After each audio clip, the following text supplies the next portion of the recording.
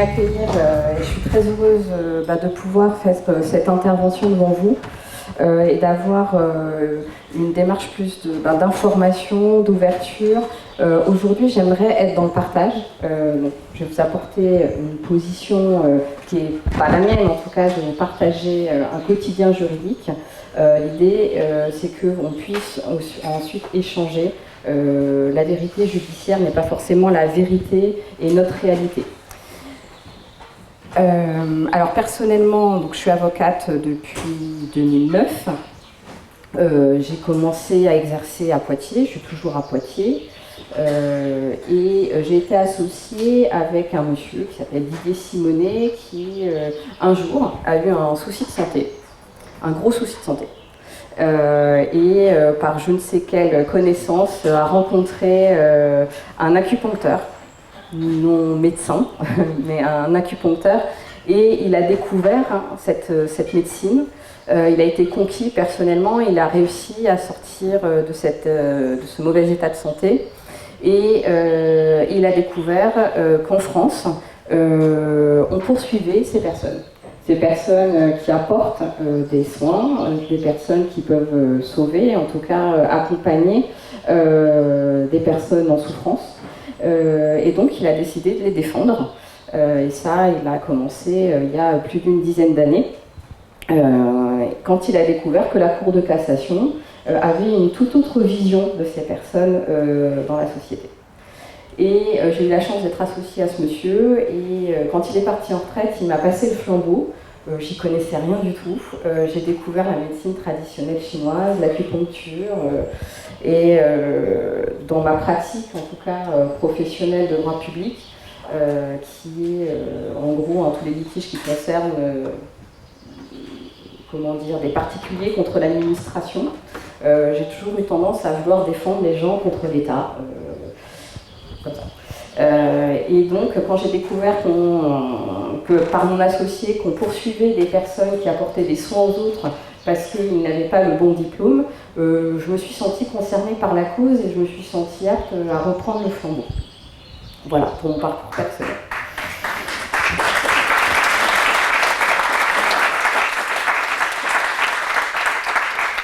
Alors, sans vous faire un petit cours de droit, mais je suis obligée, pour avoir quelques repères de notions juridiques et pour que je ne vous perde pas dans cette première partie d'exposé.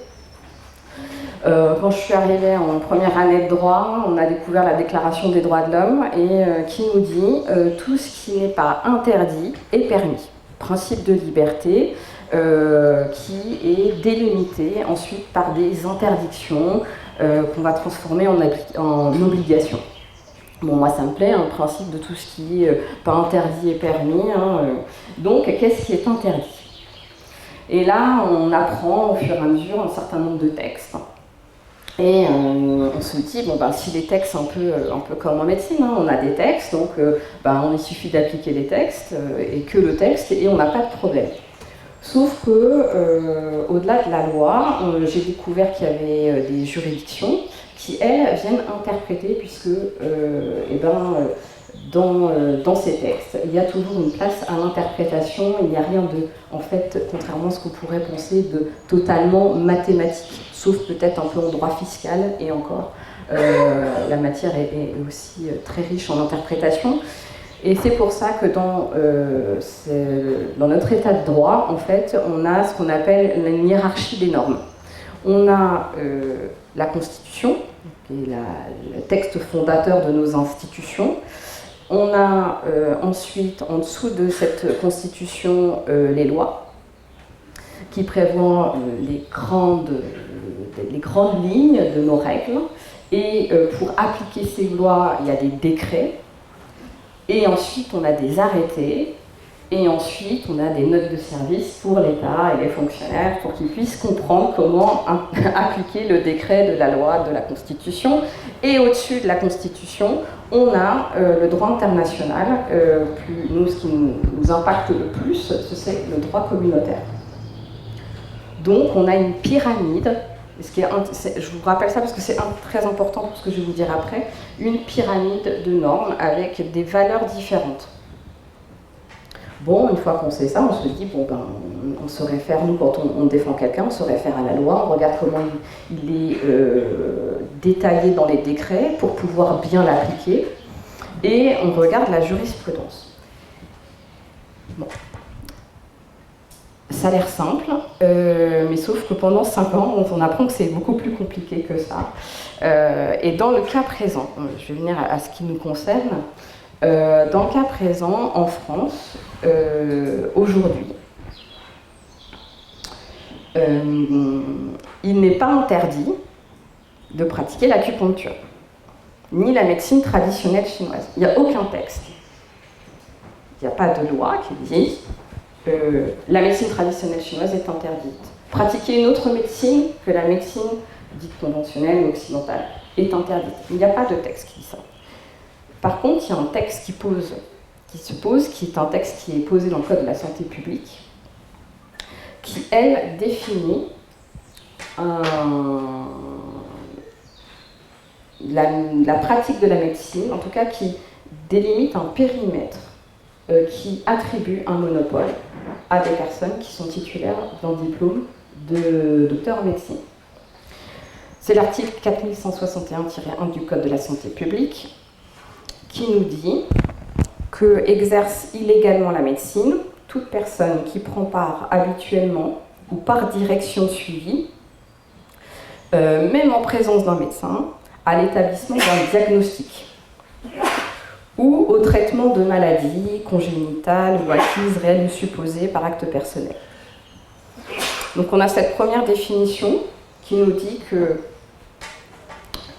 exerce illégalement la médecine toute personne en gros qui établit des diagnostics en vue de traiter des maladies ou des personnes qui accomplissent des actes déterminés dans un arrêté qui sont qualifiés d'actes médicaux. C'est un arrêté de 1962 qui est actualisé régulièrement et dans lequel ne figure ni l'acupuncture ni la médecine traditionnelle chinoise. Ça, c'est l'état actuel des textes. C'est assez simple. Ça paraît assez simple. Sauf que vous comprenez bien que on a dans ce texte qui paraît simple, on a des termes comme diagnostic, comme traitement, et le terme de maladie. Quand on commence à appliquer ces textes, on s'est rendu compte que le texte ne définit pas le terme diagnostic. Comment on l'entend? C'est quoi un traitement? Et c'est à partir de là, en fait, que va venir toutes les difficultés, puisque c'est la Cour de cassation qui va venir. La Cour de cassation, c'est, on va dire, la Cour suprême en France, qui va venir interpréter ces termes et pour appliquer ce texte et savoir quand est-ce qu'une personne exerce illégalement ou pas la médecine. La médecine entendue au sens occidental. C'est là, on va dire, le texte officialise, considère qu'il n'y a pas d'autre médecine. En tout cas, c'est cette médecine-là qui est protégée par ce texte. Et en 2010, surtout, la Cour de cassation est venue dire que l'acupuncture, pas la médecine traditionnelle chinoise, mais l'acupuncture est par nature, implique par nature, par la pose des aiguilles, implique un diagnostic. Dès lors qu'elle implique un diagnostic, elle est qualifiée d'acte médical et du coup, elle rentre dans le texte qui sanctionne l'exercice illégal de la médecine. C'est ça la logique de l'interprétation de la Cour de cassation. Comme je vous ai dit dans la hiérarchie des normes, la jurisprudence ne fait pas partie de cette hiérarchie des normes. Elle ne fait qu'interpréter la règle. Donc aujourd'hui, on se retrouve avec une interprétation de la Cour de cassation qui a pris une position, c'est un juge, des juges qui ont interprété que l'acupuncture, si vous la pratiquez sans être titulaire du diplôme de docteur en médecine, relève de l'exercice illégal de la médecine. La jurisprudence en elle-même, ce qu'on appelle jurisprudence, ne fait pas acte de règlement, donc elle ne se substitue pas à la loi et elle ne fait que interpréter ce que le législateur aurait pensé en prenant ce texte. Sauf que vous comprenez bien que, en fait, on a eu quand même beaucoup de débats judiciaires, et c'est ça que je vais vous partager maintenant. On a eu quand même des débats judiciaires pour dire, bon, alors, c'est quoi un diagnostic ? Alors là, pareil, hein, soit on a une vision très large, ou soit une vision très restrictive. En droit pénal, normalement, on doit avoir une interprétation stricte des textes. C'est-à-dire qu'on ne peut pas avoir une définition qui ferait rentrer tout dans le diagnostic. Donc le juge a considéré que le diagnostic, lui, il se définissait, alors que je reprenne exactement, il se définissait comme le fait de consulter une personne, de l'examiner, et de déterminer l'organe malade à partir duquel les symptômes, à partir des symptômes qu'on peut décrire.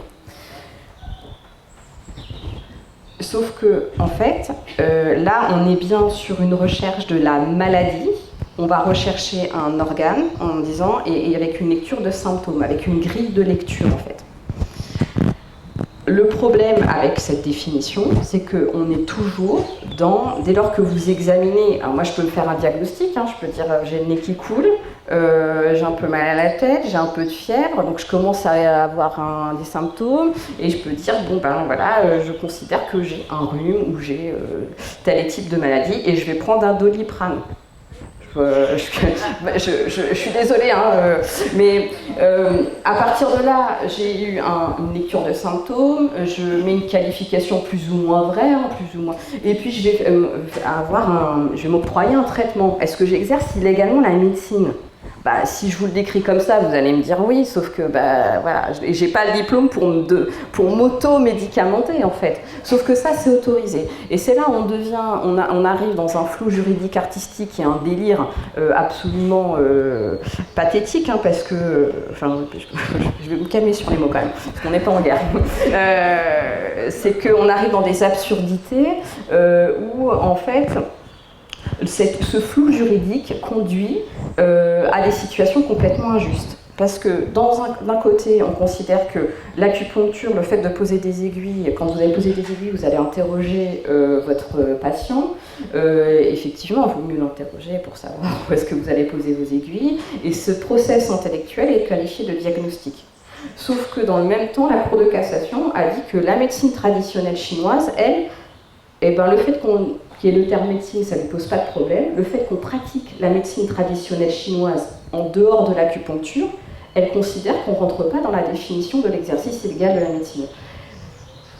Donc on arrive en pratique, et ce à quoi voilà, je peux partager aujourd'hui, à avoir des personnes qui pratiquent la médecine traditionnelle chinoise, et dès lors que sur leur site internet ou sur leurs flyers ou je sais quoi, on voit une aiguille où il y a le terme acupuncteur, pour ce terme-là, pour cette technique-là, qui fait partie de la médecine traditionnelle chinoise, on va la poursuivre.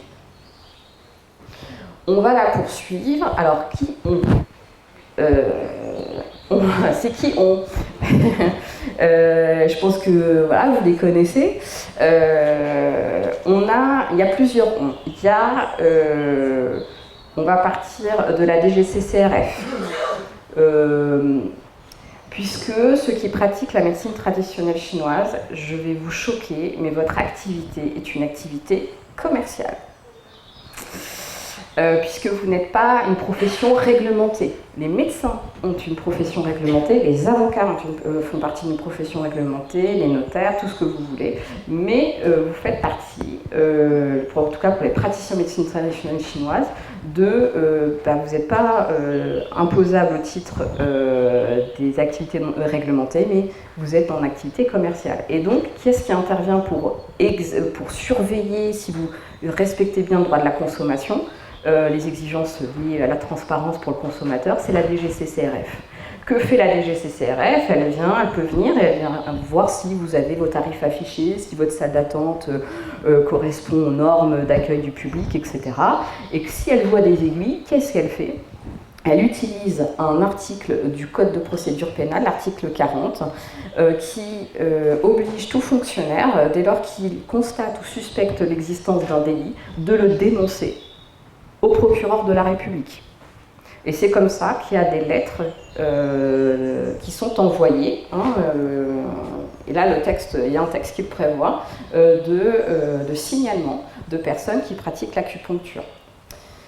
Et quand le procureur reçoit ce type de plainte, de signalement, et ben, qu'est-ce qu'il fait? Il va sur les J-France, il regarde, et voilà, cour de cassation, acupuncture, il tape le mot-clé, crac, interprétation, et poursuite devant le tribunal.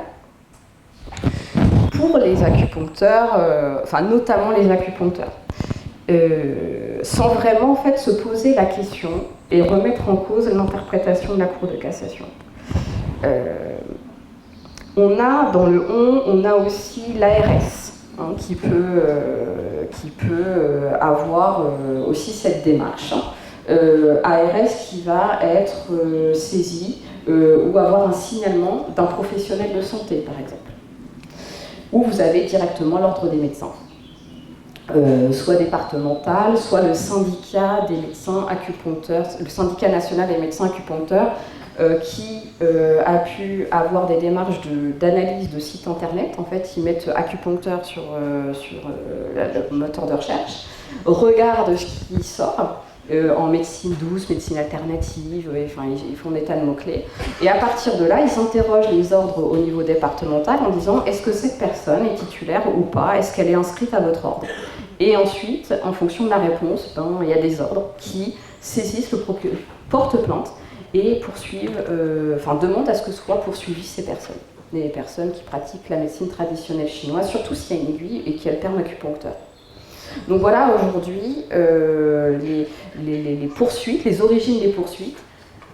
Pas mon expérience, ce n'est que mon expérience et je ne suis pas la seule avocate à intervenir en France, on est 3-4 vraiment à défendre les praticiens sur toute la France.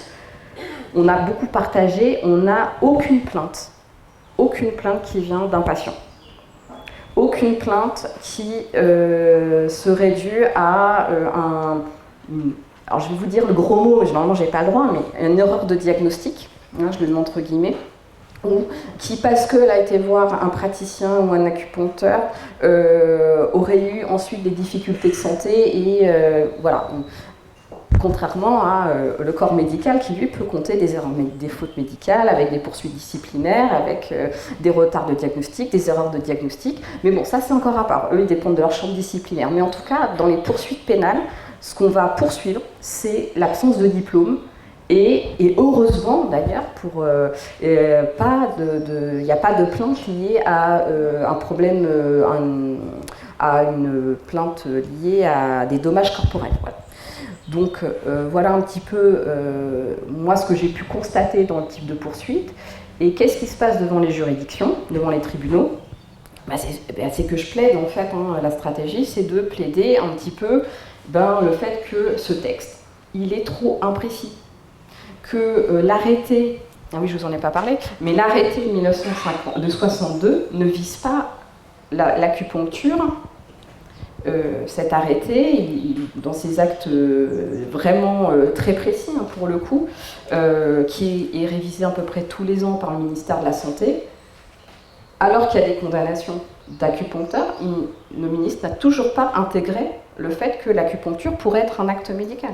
Donc on est quand même avec des autorités publiques qui laissent des condamnations, mais qui en même temps ne prennent pas les textes. Donc soit si on est cohérent, on fait rentrer dans les actes médicaux avec l'arrêté en disant l'acupuncture, la médecine traditionnelle, enfin voilà, je ne suis pas pour, mais voilà, soit on est très clair sur les textes, et en fait on laisse les textes, on laisse ce flou juridique avec cette incertitude où on ne sait pas vraiment combien de temps la Cour de cassation va maintenir cette interprétation, parce qu'elle pourrait très bien avoir un revirement de jurisprudence dans 5-6 ans et dire bah non, tout compte fait, l'acupuncture, c'est pas un acte, c'est pas l'exercice légal de la médecine, c'est pas un acte médical.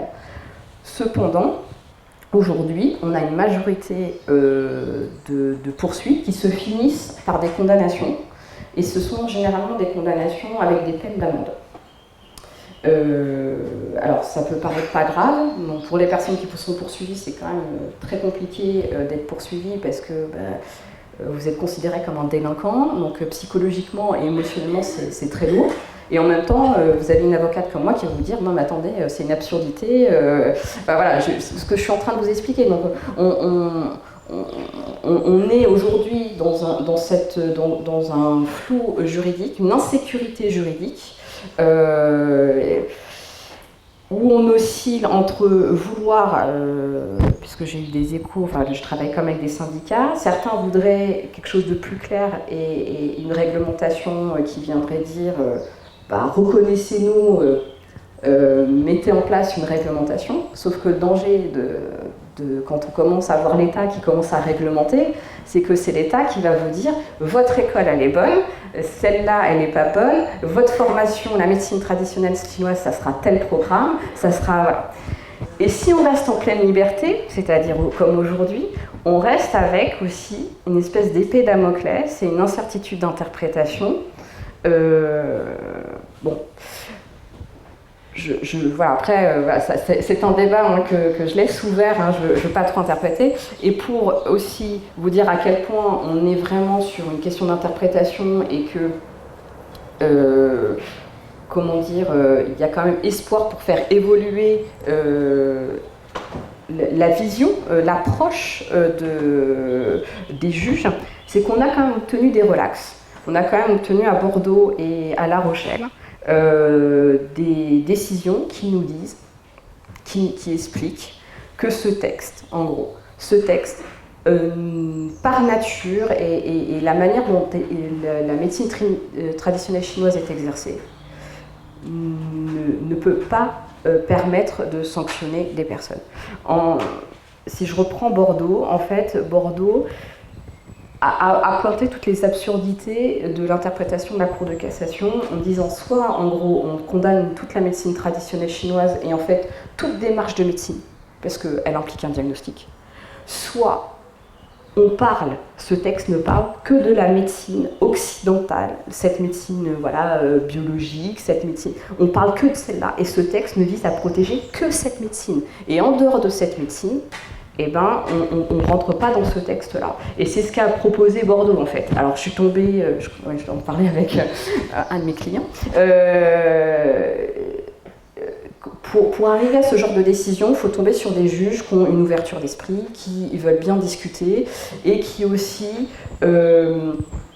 ont un certain courage de dire moi, l'interprétation de la Cour de cassation, c'est son interprétation, et qui ont le courage de réfléchir par eux-mêmes quand on leur présente des arguments étayés et qui, surtout, quand ils s'aperçoivent qu'ils ont affaire à des personnes qui se forment, à des personnes qui ont des connaissances, qui suivent des formations qui peuvent même être financées pour certains par Pôle emploi, avec des professionnels qui vont être assurés pour l'exercice de leur pratique, des personnes qui vont payer l'URSSAF, qui vont s'installer, etc.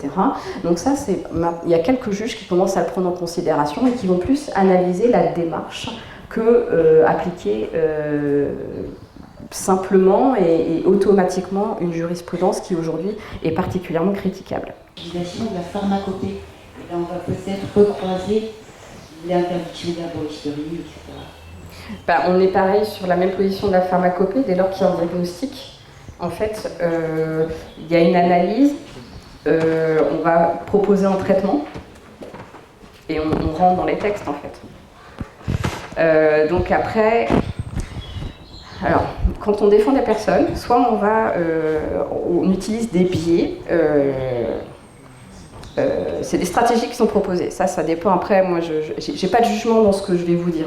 Soit on dit, je suis sur du complément alimentaire, je vais sur du bien-être et on met un paravent et c'est un moyen de s'en sortir. C'est un moyen de se décoller du texte et d'avoir une stratégie de protection et de ne pas poser les vrais mots dessus.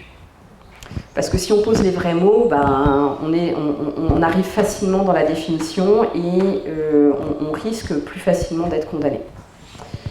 Voilà. Donc si on parle de pharmacopée comme des moyens de traitement avec analyse, donc diagnostic,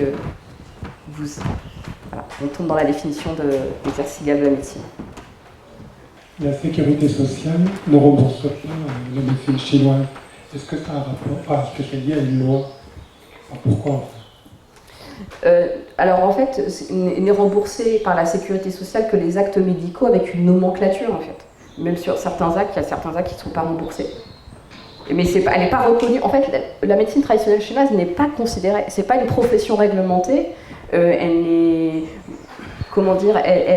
n'a pas vous êtes libre de l'exercer, mais du coup, elle n'est pas non plus reconnue dans... Je ne sais pas comment vous dire ça, elle n'a pas une position officielle et on ne lui attribue pas des droits particuliers, des droits sociaux particuliers. Mais rien ne vous empêche de l'exercer, enfin, dans la limite de ce texte-là en fait. Qu'est-ce qu'il en est là pour la nouvelle loi sur les dérives sectaires qu'on nous a mis sur cette fameuse liste, c'était un peu dans les chinoise, on nous a mis sur cette fameuse liste, j'avais vu là, quand Patrick Chan avait fait par rapport au courrier là. Et qu'est-ce que ça veut dire pour nous? Aujourd'hui, non, ça ne change. Aujourd'hui, on est toujours sur ce texte-là. On n'est pas, vous n'êtes pas poursuivi parce que vous faites la médecine traditionnelle chinoise. Hein. On n'est pas. Mais le fait qu'il nous ait mis dans cette liste de dérives sectaires. Alors, ça, c'est une suspicion. Il faut après démontrer que vous avez, comment dire, faudrait une plainte, une plainte, pas de fait de simplement pratiquer. En soi, la médecine traditionnelle chinoise n'est pas considérée comme une secte. Enfin, non, mais il n'y a pas d'interdiction. Le texte en soi, enfin, on est toujours sur ce texte que je vous cite du Code de santé publique. Hein. Il n'y a pas d'autre texte. Là, c'est des suspicions, mais c'est pas suffisant pour pouvoir dire que c'est interdit en France, que vous serez poursuivi. Enfin, non, c'est... Faut être clair sur ça.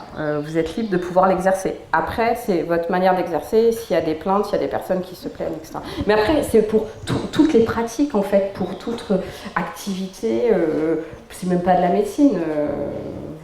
Vous créez un mouvement, vous pouvez, en fonction de l'effet de ce mouvement, et après, l'histoire d'emprise, c'est encore autre chose, c'est encore d'autres débats, mais aujourd'hui, il n'y a pas d'interdiction pratiquée. L'acupuncture, elle, exige que vous pratiquiez avec un diplôme de médecine. Enfin, la Cour de cassation l'interprète comme ça. Oui. Quels seraient les moyens d'action pour légaliser, en fait, reconnaître au niveau national les économédecins? Excellente question. Plusieurs choses. Sur l'aspect du droit international en droit communautaire, parce qu'on a essayé de voir s'il y avait des actions où on pouvait aller chercher de l'aide au niveau communautaire pour faire sauter cette jurisprudence, parce que les États ont une approche différente de la médecine traditionnelle chinoise.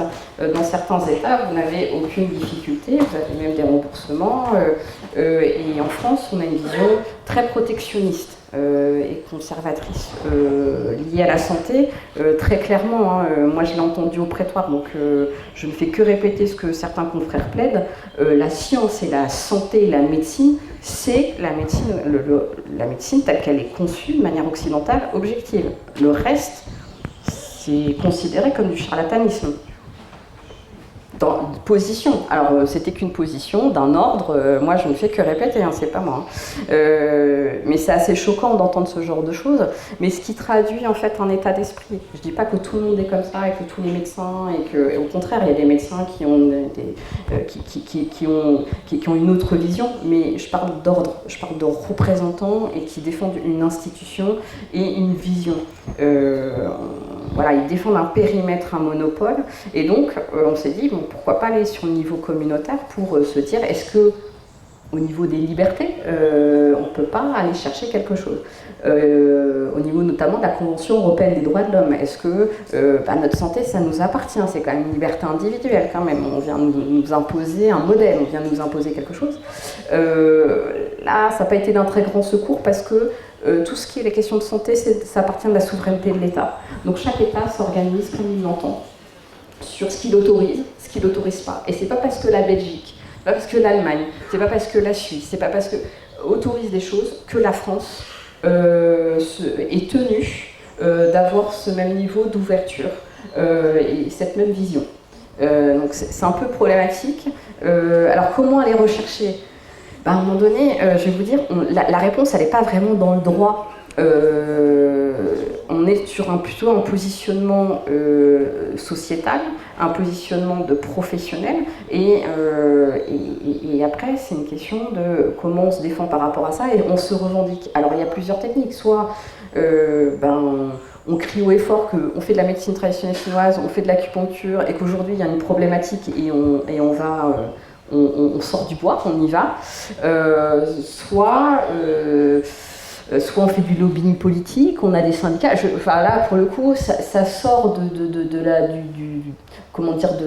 du prétoire parce que juridiquement, on a peu de levier. Parce qu'à partir du moment où il faut instaurer des textes, bah, c'est que le législateur qui peut intervenir. Et le législateur, lui, il va être à l'écoute de ses électeurs, des personnes. Et après se pose la question de quel texte on veut ? Qu'est-ce qu'on veut exactement ? Quel type de liberté on veut préserver ? Jusqu'où on veut réglementer ? Ou est-ce qu'on reste sur le principe de tout ce qui n'est pas interdit est permis ? Avec ses imperfections. Donc, je pense que là, ce débat, là, pour le coup, c'est les praticiens qui doivent s'approprier ce sujet et se positionner. Je sais qu'il y a eu une tentative, il y a quelques années, d'états généraux entre des médecins, des représentants de la médecine des ordres et des écoles qui devaient se tenir à Lyon. Elle s'est tenue à Lyon, je pense, ces états généraux. Il y avait une commission au niveau des députés de l'Assemblée nationale qui avait été constituée pour justement travailler sur quel est le curseur qu'on va mettre au niveau réglementaire. Est-ce que voilà, on protège, on clarifie, comment on clarifie en fait peut-être les choses, et ça n'a pas abouti.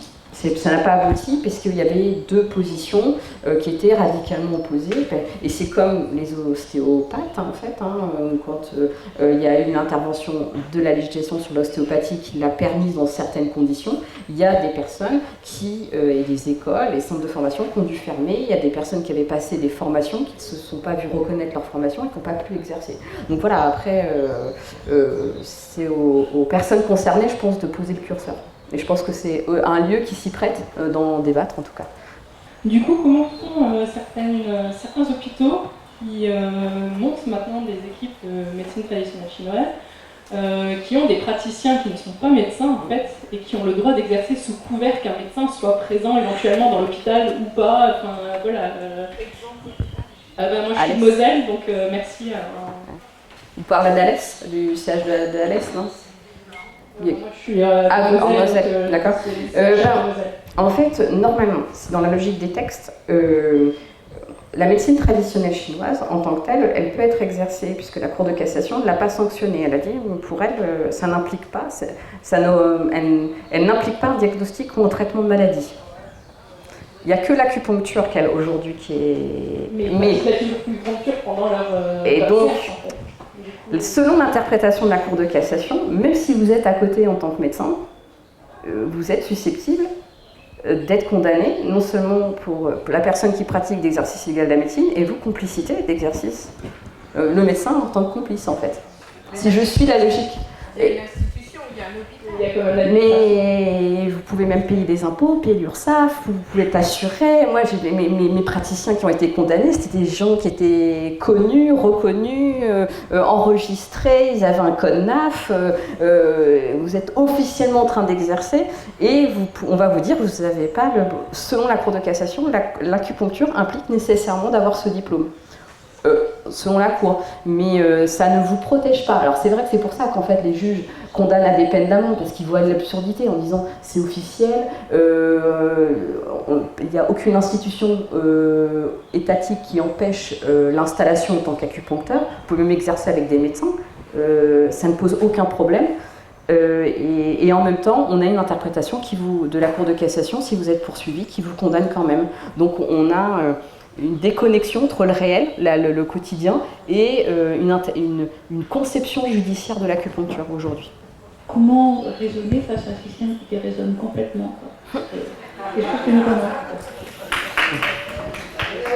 Excellente remarque, je pose la question. Alors, je pense que pour les personnes, moi, en tant que professionnel du droit, et quand on m'appelle, c'est quand il y a un problème, finalement, je vois les poursuites parce que c'est mon métier d'accompagner les personnes, mais sur le nombre de praticiens, il n'y a pas tant de poursuites que ça. En soi, la justice, elle a d'autres choses à faire.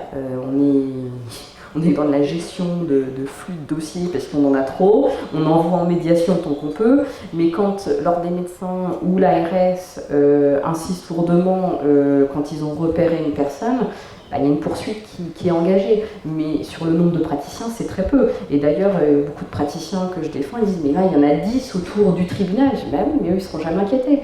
Et pourquoi ? Parce qu'ils n'ont pas été dénoncés et qu'ils montrent l'exemple, ils condamnent à une sanction, à une amende. Ça paraît totalement injuste. Mais aujourd'hui, en fait... comment dire, le positionnement pour dire comment on arrête quelque chose d'absurde, c'est une excellente question. La seule chose que je peux proposer, c'est de dire on les accompagne et puis on explique aux juges à chaque fois que c'est absurde et on leur fait une conférence d'1h30, 2 heures et on les lâche pas en plaidoirie jusqu'à temps qu'ils comprennent. Mais cette action, elle est que limitée par rapport à la poursuite. Peut-être qu'il y a besoin aussi de beaucoup d'échanges. L'idéal serait peut-être d'avoir des échanges avec des ordres et peut-être d'arriver à fédérer peut-être et de sortir de cette logique. Après, ça appartient aux humains, ça n'appartient pas qu'à une branche de professionnels, je pense. Est-ce que notre système ne défend pas plutôt les pouvoirs de l'argent que la santé des citoyens ? Excellente question. Une question morale. Oui. Nous, aujourd'hui, pour revenir sur le pouvoir de l'argent, c'est mon interprétation, ça n'engage que moi. Dans notre logique juridique, quand on a affaire à des pouvoirs régaliens, la justice, où on va s'attaquer à les concepts d'ordre public comme la santé, qui est comme quelque chose d'important, où on cherche beaucoup à protéger les gens. La logique française est d'avoir mis en place de la réglementation, des professions réglementées sur lesquelles on peut avoir une maîtrise, on peut contrôler. Alors, il y a deux versants. Quand on contrôle, c'est une manière de maîtriser, et c'est aussi une manière de garantir aux personnes en disant on est à peu près sûr, on n'est jamais sûr, mais en tout cas, on est sûr d'un socle de connaissances, d'une pratique, et on peut aller vers cette personne parce que le titre correspond à quelque chose, comme un label en fait. On est beaucoup dans cette logique-là. Et je pense qu'il fait peur, c'est qu'il y a cet esprit de liberté et puis de diversité. Monsieur, je vais écorcher son nom, mon prédécesseur, mon conférencier, a montré toute la diversité, et je pense que cette absence de connaissance et de maîtrise fait peur, et que le législateur et les juges se réfèrent à ce qu'ils connaissent aux professions réglementées parce qu'on sait, parce qu'il y a des textes, parce qu'on peut maîtriser. Et je pense que c'est un réflexe, alors c'est mon interprétation, mais en tout cas c'est un réflexe de dire quand c'est pas réglementé, on ne sait pas. On ne sait pas qui pratique quoi, on ne sait pas quels sont les effets. C'est quelque chose qui est éloigné de notre culture parce qu'on ne s'y intéresse pas. Et donc, je pense que cette peur fait qu'on va avoir tendance à se rapprocher à des textes qui sont très protecteurs, voire très conservateurs. Et peut-être que ça peut protéger une partie de professionnels organisés en ordre. Je ne dis pas qu'il n'y a pas... Mais il y a ce réflexe très réglementaire qu'on a dans beaucoup de branches. Voilà. Vous aviez parlé d'une décision de Bordeaux, La Rochelle. Combien il y a de décisions en France plutôt favorables et qui pourraient démarrer un début de jurisprudence ? Bordeaux, La Rochelle. C'est tout. Deux décisions françaises. Non, il n'y a pas que des décisions. Il y a moi je sais que j'ai un confrère qui a obtenu une ou deux relax. On a une relax à Poitiers. Mais c'est pas moi qui l'ai. J'étais vexée, c'est pas moi qui l'ai plaidé. C'est un confrère parisien avec qui je parlais, qui est venu à Poitiers. Bon, moi je suis allée à Paris, chacun ses trucs. Je peux pas vraiment donner de statistiques, mais on a très rarement des relax en fait. On a plus de condamnations avec des amendes, voire des amendes avec sursis, c'est-à-dire qu'on vous condamne à une peine d'amende, mais vous la payez pas. Donc c'est une manière de vous condamner sans vraiment vous condamner, parce que les juges, alors il faut se mettre aussi dans les juridictions pénales, c'est des juges qui vont, quand les personnes sont poursuivies, c'est un délit. Et généralement dans les délits, c'est les atteintes aux biens ou aux personnes. Donc, les personnes que j'ai vues à défendre se retrouvaient assises à côté de personnes qui étaient là pour agression, vol. Une fois, il y en a un qui est passé juste après une histoire de violence conjugale. Enfin, vous voyez, c'est quand même... Donc, en fait, il y a un mélange des genres, et alors que la personne qui est poursuivie, c'est un problème administratif en fait, parce que quand on va défendre les personnes, on arrive avec des attestations, notamment de patients qui disent mon praticien est génial, on arrive avec ses diplômes, on monte patte blanche, et le juge dit souvent mais vous pouvez être le meilleur du monde, vous pouvez être le meilleur praticien, vous pouvez avoir fait des miracles, vous n'avez pas le diplôme. Voilà, et donc on est vraiment sur cette problématique de l'interprétation qui renvoie à ce diplôme et du coup à ce périmètre de protection tel qu'il est interprété aujourd'hui. Quand vous pensez à la fédération d'autonomie, quand même, qui est quand même critiquée, mais qui est en fédération, quand on sait que Catherine Docteau monte au créneau à chaque fois pour obtenir gain de cause, et elle y arrive quand même.